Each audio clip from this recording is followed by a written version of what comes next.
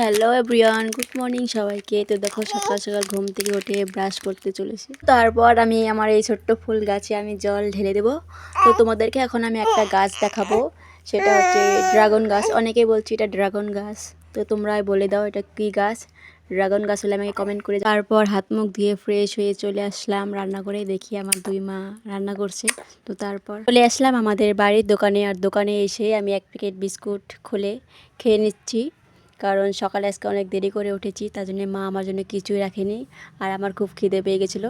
তারপর বিস্কুটটা খেয়ে একটু জল খেয়ে একটু পেটটা ঠান্ডা করে, তো কিছুক্ষণ পর মা আমার জন্য ভাত বেড়েছে, তো তার জন্য আমি রান্নাঘরে চলে এসেছি।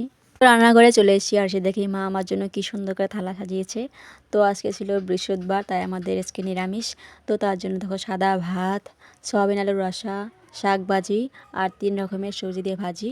তো তোমরা আজকে কী খেলে অবশ্যই আমাকে কমেন্ট করে জানিয়ে দিও।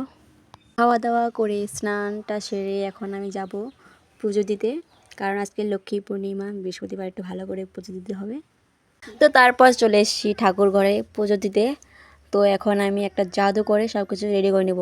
তোমার জাদুর কামাল দেখো।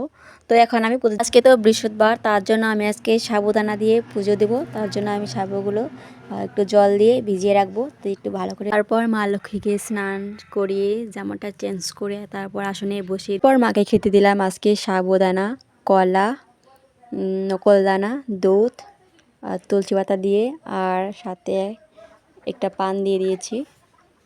তারপর সব ঠাকুরকে ধূপ ধুনা ভালো করে দেখিয়ে নিলাম। ফাইনালি আমার পুজো দেওয়া কমপ্লিট। তো তোমাদের সবাইকে একটু ভালো করে দেখিয়ে নিচ্ছি।